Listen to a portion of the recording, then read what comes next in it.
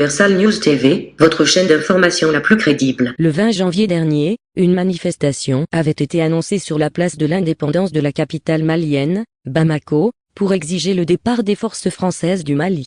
L'activiste franco-béninois, Kémy Séba, qui est connu par ses prises de position contre les politiques africaines de la France, s'était aussi rendu à Bamako pour soutenir les organisateurs de la manifestation. Mais est-ce que le Mali peut-il se passer de l'opération Barkhane? Suivons maintenant le décryptage de la situation par le docteur Bertrand Tassinda et d'autres panélistes qui sont sur le plateau d'Afrique Média. Suivons. Je m'adresse surtout aux fins connaisseurs de l'industrie de l'armement, et notamment des armées africaines. Monsieur Bertrand Tassinda, quelle alternative l'armée malienne est-elle capable aujourd'hui de prendre la relève de Barkhane pour tordre le cou définitivement aux djihadistes qui ont pris en otage le nord du Mali et de façon générale le Sahel? Sinon, que faut-il faire pour outiller, doter l'armée malienne de ce qui lui manque? J'ai suivi les démonstrations extraordinaires de tout le monde. Ouais. C'est vrai. Moi, cette question-là, moi je vais répondre différemment. Oui. C'est que les hommes politiques qui sont au Mali là ne peuvent pas se passer l'opération Barkhane. Il y a un type d'Africain qui se passe par la France. Ouais. Je vais plus loin. Moi, je l'ai dit sur ce plateau, il faut dissoudre l'armée malienne. Je l'ai dit. Il ne faut pas me comprendre au premier degré. C'est-à-dire qu'on ne peut pas dire à un État, vous n'avez plus d'armée. Mais il faut refaire l'armée malienne. C'est quoi le palmarès de l'armée malienne? 4 coups d'État appuyés par la France, téléguidés depuis Paris. Vous parlez de quelle armée malienne? Ben, je rappelle que ceux qui mènent la transition, là, c'est l'armée malienne.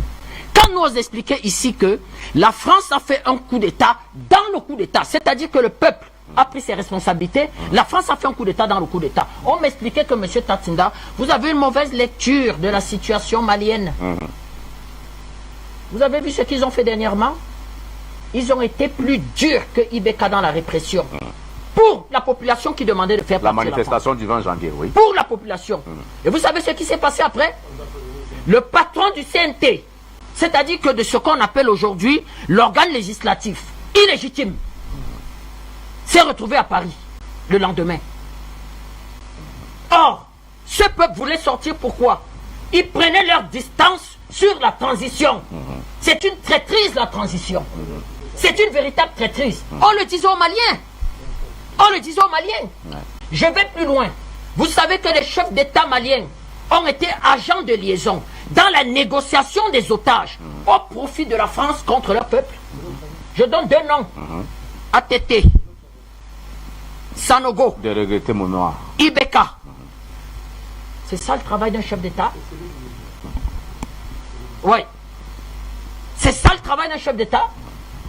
Donc vous posez la question, le Mali peut-il se passer de l'opération Barkhane? C'est-à-dire que quand on a affaire à des gens sérieux, effectivement, il n'y a même plus à se poser cette question. C'est-à-dire que qui a besoin de la France? Qui a besoin de la France? C'est-à-dire que j'ai envie de dire que même Papouasie peut se passer de la France pour résoudre ses problèmes. Mais cette classe politique-là, je vais plus loin, c'est cette classe politique-là qui a signé les accords d'Alger. C'était 2 choses, les accords d'Alger. Un volet politique pour résoudre le problème politique du Nord et un problème sécuritaire. Qui a parrainé ça? C'est-à-dire que la France va faire pression sur cette classe politique-là de signer ça. Quand elle va signer ça, elle va se rendre compte que c'est anticonstitutionnel, on ne peut pas l'appliquer. Ibeka va vouloir bricoler ça dans un référendum constitutionnel. Ça ne va pas passer. Ça aboutit à quoi? Ça aboutit à une France qui va se rendre compte qu'elle a mis le chaos dans le pays. Eh bien, elle va vouloir se blanchir dans un coup d'état bidon et faire intervenir en même temps son armée. Je vais plus loin. Est-ce que ce n'était pas l'objectif recherché par la France? C'était justement ça l'objectif recherché par la France. Mais avec, comme on dit au Cameroun, des hommes politiques entre guillemets Moutoukou du Mali. C'est-à-dire, ils ne se rendaient pas compte. Ils ne se rendaient pas compte. Je vais plus loin. Quand on a des troupes étrangères dans son pays, pendant plus de 70 ans, on n'a pas de sécurité, on ne fait pas un petit inventaire. Quel est ce pays où on ne fait pas les inventaires? C'est-à-dire que vous arrivez au pouvoir, vous avez la MINUSMA. Au sein de la MINUSMA, vous avez même des instructeurs américains, français, italiens, tout le monde. Pareil, effectivement, au Niger. Parce que quand je parle du Mali, il faut inclure Niger, toutes ces histoires-là. Il faut inclure toutes ces histoires-là. Mais il y a beaucoup plus d'insécurité. Vous ne faites pas un état des lieux. C'est-à-dire que le leadership politique ne se dit pas que mais c'est quoi cette histoire-là? Pensons différemment, voyons différemment, faisons même appel aux autres. Vous restez dans une histoire. Quand Alger va s'impliquer, parce que tous ces chefs djihadistes-là, ce sont les vétérans de la deuxième guerre d'Algérie. Donc Alger les tient. Alger va, avant de parrainer les accords d'Alger, Alger va parrainer un accord qu'on appelle l'accord de Tamaracet. C'est-à-dire pour dire véritablement à ces djihadistes-là que calmez-vous, allez dans les négociations. Mais la France va constituer l'Algérie.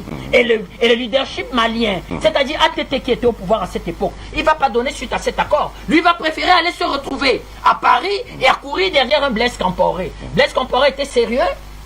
C'était un homme sérieux. Donnez-moi une action qu'il a posée, qui a été en quelque sorte et qui a porté la stabilité au sein de la CEDEAO. Donc, quand on voit ça, on n'a pas, c'est-à-dire on vient faire quel type de débat? Donc, on ne peut pas aimer le Mali plus que les Maliens. Donc, selon vous, pour résumer simplement pour nos téléspectateurs, pour répondre à cette question, on ne peut répondre que par la négative. Parce on que ne peut répondre vous que, c'est-à-dire que cette classe politique-là, malienne, si elle reste aux affaires, et c'est elle qui reviendra après la transition, elle va conforter Barkhane. Donc pour moi, tant qu'elle est là, il n'y a pas à espérer. Il faut faire une révolution et la chasser. Parce que quand vous chassez cette classe politique, de fait, vous avez chassé Barkhane. Un nationaliste ne peut pas arriver au pouvoir au Mali et voir Barkhane. Je voudrais simplement vous relancer. On est bien d'accord. Donc, vous avez rejoint le président Bandakani qui pense qu'il y a des faux interlocuteurs. Vous avez cité Blaise Compaoré et vous citez la classe politique au pouvoir au Mali. Je dis même la transition. Même la transition. Même la transition. Les débats sont durs en ce moment à la télévision malienne et comment je vais dire que dans la sphère politique malienne. D'accord. Comment donc refonder l'armée malienne pour qu'elle soit capable de prendre la relève de Barkhane? C'est-à-dire que l'armée malienne est d'abord le reflet, comment je vais dire, les patriotes. C'est-à-dire c'est une prise de conscience en quelque sorte des Maliens qui explique que oui, on a fauté, ça arrive. On s'est retrouvé embarqué véritablement dans des aventures, ça arrive. Mais voilà comment on doit, c'est-à-dire que se faire harakiri et reformer notre armée. D'abord, c'est donner une devise à cette armée. C'est de dire que l'armée malienne va fonctionner sur une devise. Au Cameroun, c'est simple. Honneur et fidélité. Quelle que soit la situation, l'armée est fidèle aux institutions. L'armée malienne n'a pas démontré ça. Donc nous pouvons même, comment je vais dire, emprunter notre devise à l'armée malienne. Et dire que reconstituer une armée sur deux valeurs. L'honneur, c'est-à-dire que quand on dit l'honneur, ça veut dire qu'aucun homme politique malien engagé dans l'armée ne doit être corrompu. Parce que quand une armée est corrompue, elle ne se bat plus. Elle n'a que d'armée de nom. Deuxièmement, la fidélité aux institutions. Ça veut dire que quoi? Les crises sociopolitiques n'amènent pas l'armée à prendre le pouvoir. En France, c'est un chaos social en France. Au moment où nous parlons, c'est un chaos social. Pourquoi l'armée, d'ailleurs? Vous avez les hommes politiques et les intellectuels français qui demandent à l'armée de prendre ses responsabilités en France. Ah ouais? Ben, elle n'interfère pas dans le jeu politique. Donc, deuxième des choses, la classe politique malienne. C'est-à-dire, vous faites quoi avec une classe politique malienne? Paillasson de Paris, paillasson de Paris, ventriloque de Paris, c'est-à-dire à genoux devant M. Macron. Est-ce qu'il y a à espérer? Et quand vous regardez la transition, c'est les mêmes qui sont dans la transition. On a noyauté quelques panafricanistes dans ce qu'on appelle le Conseil national de transition. Mais à la fin, les élections, qui reviendra? Ça sera les Shogel Maïga, ça sera en quelque sorte les Bobo Sidibé, excusez-moi les noms m'échappent, je m'excuse si effectivement j'écorche un peu les noms. Ce sera les mêmes, où Paris va recycler un, et comme Banda a dit, et dit voilà l'interculteur du peuple malien. Le lendemain il sera à l'Élysée. C'est sérieux? Donc voilà en quelque sorte où on en est dans cette histoire. Je vais plus loin. Dans le G5 Sahel, nous l'avons dit ici, que est-ce que la France doit interférer dans le G5 Sahel? Elle a quoi? Elle n'a ni le savoir-faire, ni l'argent, ni l'expertise, ni les moyens militaires. Mais vous avez les IBK, vous avez les Issoufou qui ont passé le temps, en quelque sorte, à devenir les accompagnateurs de M. Macron. Le G5 Sahel a décollé au point où ici j'ai lancé un appel au maréchal président et dit maréchal, sécurisez d'abord votre pays au Tchad. C'est vrai que c'est des frères, mais un tien vaut mieux deux qu'on aura. On s'aime d'abord soi, on est d'abord en sécurité dans sa propre maison, avant véritablement de secourir le voisin. Donc, vous voyez donc que toute cette histoire-là nous montre que la classe politique au sein de la CEDEAO, les M. Ouattara, bientôt vous poserez la même question pour la Côte d'Ivoire, bientôt pratiquement, président. Oui. Je voulais pas parler. Non, attendez, président, vous allez conclure, il n'y a pas de problème. Vous n'avez pas besoin de tricher, de prendre dans son temps de parole. Calmez-vous. Il est en train de terminer. Donc, je suis pratiquement en train de terminer et d'expliquer que avec cette classe politique-là, avec cette vision-là, avec cette intelligentsia, et c'est ça le drame au Mali. C'est-à-dire qu'une grande partie de l'intelligentsia a été corrompue et est corrompue. Vraiment, excusez-moi, ils ne peuvent pas se passer de la France. Merci. C'est eux, à la limite même, qui s'auto-proclament. Comment je vais dire, paillasson de Paris. Merci. Alors vous, André Luther Meka, vous voyez ce qui se passe au Mali avec la rue qui réclame donc une partie, la rue qui réclame le départ des troupes françaises. Est-ce que si la présence française avait été efficace, pensez-vous qu'on en serait arrivé à réclamer leur départ, ou bien serait-il reparti tout seul? Est-ce que, en d'autres termes, est-ce que le simple fait que la grande majorité des Maliens demandent le départ de l'armée malienne du Mali, est-ce que ce n'est pas là la preuve de l'échec de l'opération Barkhane? Je voudrais d'abord signifier qu'il est important ici de faire la différence entre le peuple français, entre cette France avec qui nous partageons un certain nombre de civilisations, d'amitié, et l'autre France qui est une France prévaricatrice, qui est une France hégémonique. Je vais poser une question fondamentale. Est-ce que l'opération Barkhane a libéré Kidal, a libéré Gao, a libéré Tombouctou? C'est la question fondamentale. La question fondamentale aujourd'hui, c'est que est-ce qu'il y a la paix dans le G5? Est-ce qu'il y a la paix au Mali? Ce sont des questions essentielles. Je pense que non. Alors, si après près de 8 ans, il y a toujours des problèmes, il y a toujours, n'est-ce pas, cette avancée des djihadistes, ça veut dire que l'opération Barkhane a échoué. Et je crois que les populations maliennes aujourd'hui sont en train de se poser la question à savoir quelle est l'importance, n'est-ce pas, de l'opération Barkhane. Dès lors que la mission qui a été faite, notamment avec leur accord, parce que je crois qu'ils ont signé des accords de défense, un certain ministre Mbadao a signé les accords de défense. Est-ce qu'aujourd'hui, il y a la paix? Nous pensons que non. Et dès lors que l'objectif n'est pas atteint, après près de 8 ans, il est important qu'on questionne les objectifs, qu'on questionne les résultats, n'est-ce pas, de cette opération Barkhane. Il y a un certain nombre de discordes qu'il est important de jeter dans le débat.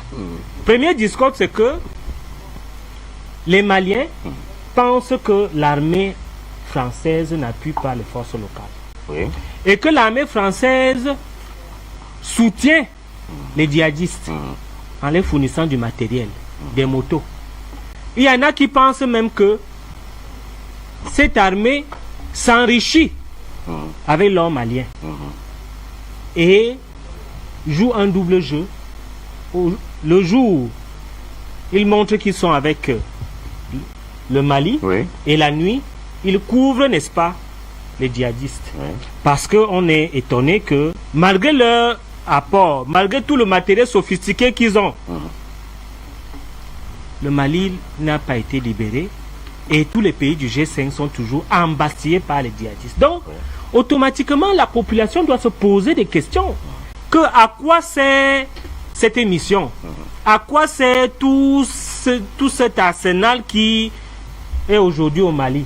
Je pense qu'il est important que les gouvernants du G5 jouent franc jeu. Parce que j'ai appris qu'il y a eu un sommet où ces gouvernants ont dit qu'eux, ils soutiennent l'opération Barkhane. Mais seulement, ils ne sont pas d'accord de la position de la France qui ne voudrait pas qu'on dialogue avec les djihadistes. Et je crois qu'il est important aujourd'hui de dire que nous devons savoir que l'Afrique doit s'autogérer. Je suis pour cette position-là, et que les problèmes de l'Afrique soient des problèmes gérés entre les Africains et parmi les Africains. Ça, c'est ma position. Alors, voilà donc la position de André Luther Meka. Vous, Moussa Youssouf Ibrahim, vous êtes enseignant-chercheur, vous êtes donc en duplex avec nous depuis N'Djamena. Vous avez donc suivi la réclamation du peuple malien est donc légitime. Vous, à partir de N'Djamena, quel est le regard général que vous jetez sur cette opération Barkhane qui, je le rappelle simplement ici, concerne effectivement les pays du G5 Sahel, dont le Tchad, votre pays, fait partie?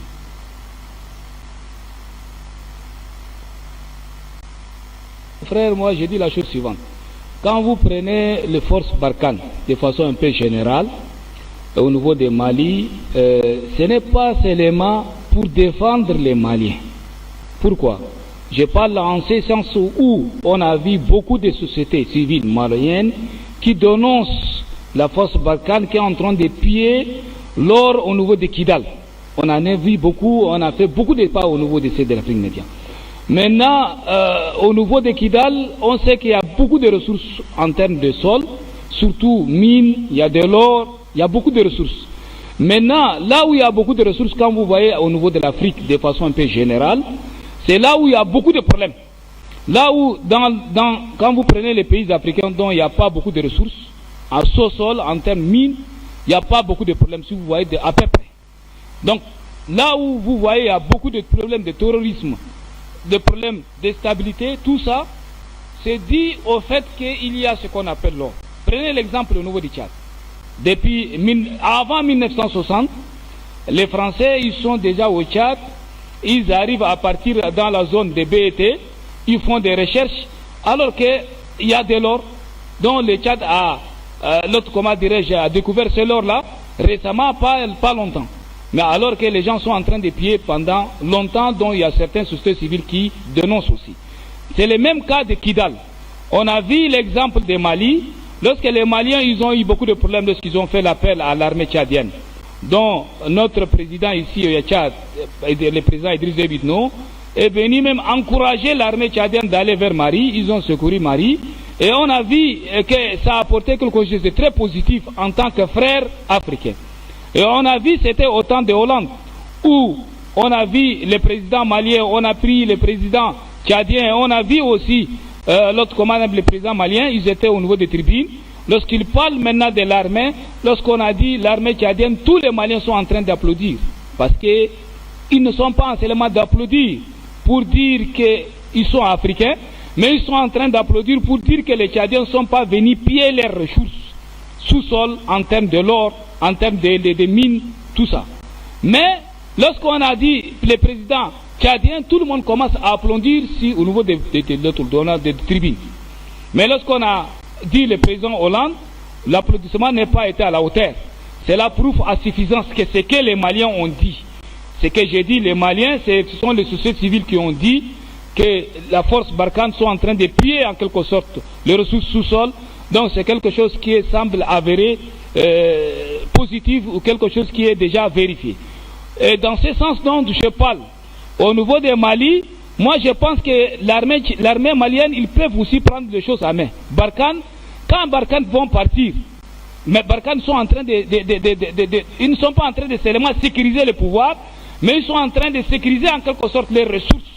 Mais si par exemple Barkhane part, moi je pense à travers l'armée africaine, c'est-à-dire le G5 Sahel, on peut faire confiance déjà à l'armée tchadienne, à l'armée africaine de façon un peu générale, G5 Sahel, qui peuvent amener la stabilité. Mais la question qui se pose à l'heure où nous sommes, que je vous dis, la chose suivante, pour éviter tous ces problèmes, pour résoudre les problèmes au niveau de la base, moi je pense qu'il faut mettre sur les planchers, il faut poser la question d'où vient le financement des terroristes. Si on dit on voit maintenant le terrorisme, regardez récemment au niveau des Tchad, quand on voit par exemple la force Boko Haram, en plein Covid, ils arrivent à venir faire des perturbations. On a vu notre chef de l'État, le marshal du Tchad, Idriss Déby Itno, il est descendu sur place pour pouvoir encourager l'armée et prendre les choses à main qu'on appelle l'opération Bomboma. Ça a apporté ses fruits. Mais maintenant, quand on voit au niveau des Mali, c'est pratiquement la même chose. Quand vous voyez les peuples maliens, c'est des peuples qui ne sont pas à problème. Mais quand on voit maintenant l'armée s'acharner, on voit beaucoup de l'armée. On a vu l'exemple de Centrafrique. Au niveau de Centrafrique, les Centrafricains, à un certain moment, ils ont dit que l'armée française est en train de violer même les filles. Là, on a vu. Et ils ont écrit dans des journaux. Mais maintenant, à l'heure où nous sommes au niveau des Mali, moi je pense que même si les forces Barkhane se retirent complètement, je pense que les Maliens même, eux-mêmes, ils peuvent prendre et sécuriser le pouvoir. Pourquoi? Parce que entre eux, je pense qu'ils se connaissent. L'armée malienne aussi, ils ont déjà des généraux qui sont respectables. On ne peut pas tenir l'image de tout le monde. Ils ont des généraux qui sont respectables. Et ces généraux respectables, quelque part, ils n'ont pas eu l'occasion de faire les preuves. Quelque part, ce sont les forces exogènes qui essaient maintenant de fixer les règles au niveau de l'Afrique surtout, comme on dit, l'Afrique c'est les sous-préfectures des précarés. Donc c'est quelque chose qui est avéré dans la mesure où, regardez, quand on voit maintenant, même dans l'image, la force Barkhane, ils rentrent maintenant dans les maisons des gens, ils fouillent même ce qui est à l'intérieur, chose qui est en principe anormale. Parce que logiquement, ils doivent collaborer avec l'armée malienne. Ce n'est pas à eux de venir fuir parce qu'ils ne parlent même pas la langue. Il y a le problème d'ordre culturel. Quand on parle la langue, regardez quand vous voyez dans l'image qui défile, on a vu déjà un Français qui ouvre en quelque sorte l'autre, comment dirais-je, le grand sac. Quand il ouvre, je pense qu'il n'a même pas l'autorité. Comment il peut parler avec la personne? Logiquement, on doit impliquer les Maliens. Et on voit maintenant les forces Barkhane, ils font certaines promenades, ils le font à seul. Ils ne font pas avec l'armée malienne. Donc ça cause aussi problème. Donc quel que soit, moi je me dis, pour l'instant, il est crucial. Il est crucial que le Mali doit prendre son destin en main et faire recours à l'armée africaine. Et cette armée africaine peut soulever en quelque sorte le défi pour aller vers l'avant. Donc le Mali, pour l'instant, les Maliens, ils peuvent très bien prendre leur destin en main. Même s'ils ont des difficultés, ils peuvent faire recours. Par exemple, notre pays, le beau pays, le Tchad, on est disponible à aider en quelque sorte les pays voisins. Quand on dit le cas des voisins brûle, il faut les secourir. Ça, c'est ce qu'on appelle solidarité africaine. Donc, dans cette optique, pour l'instant, ce que moi je peux dire, Barkhane, même s'ils partent, les Maliens peuvent très bien vivre, peuvent très bien prendre leur destin en main. Mais la question qui se pose, mon frère, moi je vous dis la chose suivante. Il faut d'abord traiter d'où viennent les financements des terroristes. Comment ils arrivent à acheminer les armes. En Afrique, on ne produit pas des armes. Et pourtant, on voit maintenant ils ont vraiment des armes de calibre. Mais d'où viennent ces armes-là? Comment ils arrivent à acheter? Tout ça, si on arrive à résoudre ces problèmes, je pense qu'on peut trouver qui est responsable des massacres au niveau de l'Afrique. Je vous remercie. Quelque chose rapidement. Oui. Premier problème que nous avons, et ça c'est important de le souligner, il a parlé des faux interlocuteurs. Mais c'est un complot international contre l'Afrique. Et les propres exécutants de ce complot sont en Afrique. Qu'est-ce qu'on fait d'eux, président Bambakane? Mais on doit les envoyer à la vindicte populaire.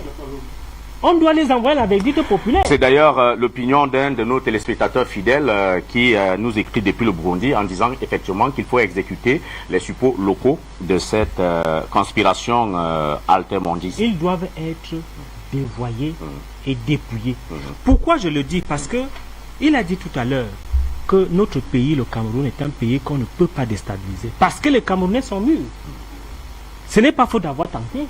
Ils ont tenté plusieurs fois, mais ils n'ont pas pu le faire. Moi, j'ai un problème avec cette justice à double vitesse. Je me rappelle encore qu'il y a eu un djihadiste, un terroriste, qui a attaqué un enseignant. Mais ce terroriste a été tué à Mondovision. Mais pour la question centrale dont vous avez posée, comment vous pouvez venir pour éradiquer les djihadistes et vous demander encore qu'il y ait dialogue? Mais parce que c'est dans le dialogue que se fait le dépaissement de l'Afrique. C'est dans le dialogue que se fait le dépaissement de l'Afrique. C'est là-bas que les gens se partagent l'Afrique. Et qu'on dépouille le peu de souveraineté. Et qu'on dépouille le peu de souveraineté. Voilà comment ça se passe. Dans le dialogue, on vient, on te dit que bon, accepte ça, prends ça, nous on prend ça, vous prenez ça, et puis bon, tel pétrole. C'est comme ça que ça se... C'est un dépouillement de l'Afrique. D'accord. Et en tant que politique du RDPC, peut-être vous ne le savez pas, je suis panafricaniste. Et je voudrais dire à ceux qui ne le savent pas que je suis très très déçu du président Macron. Déçu parce que il est revenu avec une recolonisation qui n'a pas de nom. Il parle à un interlocuteur dont on dit un clochard. J'ai donné les instructions qu'on libère tel. Il est président de colonie. Il est président de colonie. Ça nous a énervés. Ça nous a énervés. Tous les panafricains. Ok, c'est bien compris. André Luther Meka qui a ajouté un peu donc d'eau dans le vin de Bandakani. Alors, docteur Simon Basilikine, je voudrais quand même vous donner la parole avant de repartir d'abord en Djamena, retrouver nos deux panélistes qui y sont. Vous étiez ici sur la semaine dernière, je pense, où un de nos panélistes nous disait que effectivement la présence de Barkhane coûte aux contribuables français 2 millions d'euros par jour. Et la question que je voudrais vous poser, au-delà du devoir d'inventaire, d'abord l'inventeur, on l'a déjà fait, le bilan, est-ce que le président Idriss Déby a souvent coutume de dire qu'ils ont fait la guerre à Kadhafi, mais ils ont oublié le service après-vente qu'ils ont refourgué à l'Afrique. Est-ce qu'aujourd'hui, là, le djihadisme dont le président Balakani vient de démontrer que c'est une construction artificielle, et moi j'ai envie de vous poser la question, aujourd'hui on demande donc à Barkhane de partir du Sahel, et notamment du Mali, quelle alternative? L'alternative, c'est les Africains. Oui. Parce que en 1939, en 1919, quand les Français se sont retrouvés à l'étroit dans leurs frontières, ils sont venus chercher les Africains et nous avons contribué à la libération du territoire français. C'est vrai. C'est une vérité historique, c'est vrai. Et pour ça, nous n'avons demandé aucune contrepartie. Oui. Mais je vous rappelle que l'État rapace français a sucé, a exploité, a volé à Haïti pendant plus d'un siècle beaucoup d'argent au motif que c'est par le fait d'avoir libéré les esclaves, Haïti a fait perdre de l'argent à la France et qu'il fallait que l'État d'Haïti rembourse. Et vous savez que dans les accords coloniaux qui nous ont imposés, qui nous ont été imposés en 1959, il est question que nous payions la dette coloniale. C'est-à-dire que les Français disent, nous sommes venus en Afrique, nous avons spolié les Africains, nous avons exploité les richesses africaines, et il faudrait en plus que vous nous payiez pour ça. Et nous sommes en train de payer parce que ces accords sont encore en vigueur. C'est ça. Alors, dans ces conditions-là, honnêtement, est-ce qu'on peut encore poser la question si Barkhane doit partir du Mali? Oui. Mais c'est évident. Et ça me rappelle que précisément le président Macron, comme d'habitude, c'est vraiment sympathique. Je suis poli de nature et d'éducation. Continuez à le Mais rester. vraiment, le Continuez à le président rester, Macron, docteur. on a vu des présidents français sur deux et dominateurs. Ça, c'est une phrase de De Gaulle. Mais on n'en a jamais vu d'aussi stupide. Monsieur Macron dit, si un pays africain, francophone je suppose, ne fait pas vacciner d'autorité les mauvais vaccins là qu'ils ont apprêtés pour l'extermination de l'Afrique, eh bien ces pays-là seront interdits de séjour en France. Mais je vous assure, quand un président s'adresse à des États souverains et qu'ils disent ça, mais il y a quand même les usances diplomatiques. Il y a des manières de faire. On met des gants pour dire certaines choses. Ce que M. Macron dit et fait aujourd'hui, c'est un véritable scandale et j'ai pitié du peuple français. Parce qu'ils ont connu mieux. Alors, si Barkhane partait d'Afrique, qu'est-ce qui se passerait? Il se passerait que les mines d'Arly, où la France prend impunément l'aluminium appartenant au peuple nigérien pour fabriquer de l'énergie nucléaire civile et vendre en millions de milliards d'euros partout dans le monde. Tenez, la centrale nucléaire de Fukushima, c'est Areva qui l'a livré, avec de l'uranium pris au Mali.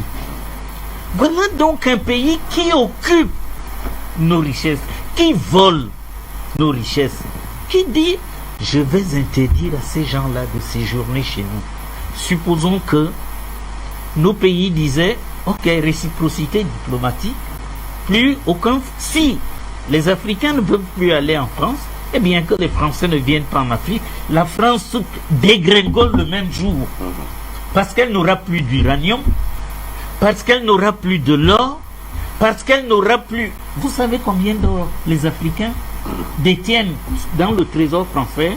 Je préfère ne pas donner le chiffre. C'est notre richesse. C'est grâce à notre richesse que l'État français bombe le torse et peut se permettre de parler à des peuples souverains comme s'il parlait à des petits-enfants. Donc, vraiment, si l'opération Barkhane, oui, à des esclaves, si Barkhane part d'Afrique, je vous assure que c'est la France qui serait la première perdante. Parce que la mission de Barkhane, ce n'est ni de protéger les Maliens, les Nigériens, les Burkinabés et d'autres Africains qui sont dans cette zone-là, ce n'est ni d'être bien vu du reste de la planète pour raison humanitaire, c'est tout simplement pour protéger les mines d'Arlit et toutes les autres richesses qui viennent d'être récemment découvertes et qu'elle a l'intention d'exploiter. Eh bien, tout ça c'est fini. Vraiment, tout ça c'est fini. Désormais, au-delà de nous montrer panafricains simplement parce que nous voulons recouvrer la dignité et les richesses de l'Afrique, nous allons aller en guerre. En guerre pourquoi? Parce que voilà un État qui nous prélève un impôt chaque année en désignant cela comme dette coloniale. Et je vous rappelle qu'il y a au moins 2 pays en Afrique, le Cameroun et le Togo, qui ne devraient pas être assujettis à cet impôt. Parce que ce sont les Nations Unies qui ont dit à la France d'assurer la tutelle. S'il y a une dette, qu'elle s'adresse aux Nations Unies. En tout état de cause, à partir d'aujourd'hui, toute la jeunesse africaine prétendument francophone doit savoir que la France nous prélève de l'argent après avoir organisé un génocide culturel et linguistique de l'Afrique. Parce que nous nous exprimons en français aussi aujourd'hui, il y a des centaines de langues africaines qui risquent de disparaître à jamais. Parce que nous avons adopté la culture française, il y a des pratiques humaines qui vont disparaître à jamais. La France est un État criminel. Et il est important que chaque Africain, du simple citoyen au chef d'État, considère les Français exactement comme on considère les voleurs, les bandits des grands chemins. Parce qu'un pays ne peut pas s'installer en disant « je vais prendre aux autres pour devenir une grande puissance ». Et sans prétexte en plus. Vraiment, c'est trop, c'est trop. Et M. Macron nous a permis de nous rappeler que la France est un État criminel et que contre un criminel, il n'y a qu'une attitude à avoir. C'est l'attitude défensive. Et si nous ne nous défendons pas, nous ne sommes pas sûrs qu'avec les accords de 1959, les 15 États africains qui y sont assujettis, dans 300 ans, dans 500 ans, dans 800 ans, si la planète n'est pas encore détruite par la barbarie occidentale, au sud du Sahara ont résisté, c'est grâce à notre dynamisme démographique. Et ça, contre ça, ils ne peuvent rien. Nous serons, ils l'ont dit, 2 milliards en 2050, oui. C'est-à-dire très bientôt. Et c'est pour ça qu'ils veulent nous vacciner. Non, vraiment, le panafricanisme doit monter d'un cran. Jusqu'à présent, nous avons défendu des idées. Nous avons avancé des voies de démarche. Désormais, il s'agit de considérer l'Occident, à commencer par la France, parce que c'est celle qui concerne ce dont nous débattons aujourd'hui. Nous devons les considérer non pas comme des hommes ordinaires, mais comme des criminels, et en plus des criminels humanitaires. Et vous vous souvenez, la semaine dernière, il y a un Français qui fait de l'entrisme, et j'utilise le langage Sébastien Périmoni, oui. Monsieur qui? Périmoni. Sébastien, oui. Il dit, nous dépensons 2 millions d'euros chaque jour au Sahel. Et quand un Français de France écoute ça, il se dit, donc 2 millions sont dépensés au profit des habitants du Sahel. C'est faux. toutes les armes qui sont utilisées viennent de France, fabriquées par les industries françaises. Ce que le troufion, le soldat français au Sahel, consomme chaque jour vient de France. La logistique qui permet tous ces va-et-vient est payée en France. Alors, d'où proviennent les 2 millions dont monsieur Périmoni, vous avez dit? Sébastien, oui. Sébastien. Malheureusement, il n'est pas sur le plateau aujourd'hui. Oh, mais vous savez, il aurait pu déjà répondre dimanche dernier, il n'a pas fait. Alors, je vais terminer, je m'excuse d'avoir été long, mais vous savez, il y a des choses qu'il faut prendre le temps d'expliquer au commun des citoyens. Parce que beaucoup d'Africains francophones ne savent pas que l'État français continue à prélever sur nos revenus ce qu'elle a baptisé impôt colonial, dette coloniale, pardon. Et ça, c'est purement criminel. Parce que pendant la colonisation, la France a profité de nous. Et enfin, je vais terminer en disant ceci. Quand M. Périmoni dit la France dépense 2 millions, en réalité, ce qui se passe, c'est que toutes les dépenses sont effectuées en France. Et ce qui reste en Afrique, c'est les excréments des troufions. Et j'ajoute, et les dégâts psychologiques, sociologiques, économiques et surtout écologiques. Parce que l'uranium d'Ali, tel qu'il est exploité, ça va étendre le désert en Afrique. Et ça, c'est un crime contre l'humanité. Et il est important que le téléspectateur sache de quoi il s'agit. Je vous remercie. Merci, docteur. Vous avez simplement oublié de dire qu'à la fin des fins, évidemment, c'est le contribuable africain qui paye la note. Qui paye la note. Je l'ai dit. Je sais que je ne l'ai pas dit aussi. Madame la France a négocié avec nos présidents. Quand je viens vous aider, quoi que fassent mes soldats, ils violent, ils volent, ils tuent, ils déstabilisent. Et tout ça, c'est à la charge de l'État haute. Merci. Décidément, ce n'était qu'un sujet d'ouverture, mais il prend de la consistance. Il est important de souligner que des manifestations semblables s'étaient auparavant organisées au Mali de manière sporadique, et dans d'autres pays du Sahel, obligeant ainsi, le président français, Emmanuel Macron, à demander une clarification de la part de ses homologues du G5 Sahel sur leur volonté de maintenir ou non les troupes françaises dans leurs pays respectifs. Ici, Christine Muriel, pour Universal News TV. Merci de suivre Universal News TV sur YouTube. Nous vous rassurons que les informations que nous diffusons au quotidien sont suffisamment crédibles. Alors, n'hésitez pas à liker la vidéo si elle vous plaît, et si vous êtes nouveau sur la chaîne. N'oubliez pas de vous abonner et d'activer la cloche de notification pour ne pas rater nos prochaines vidéos.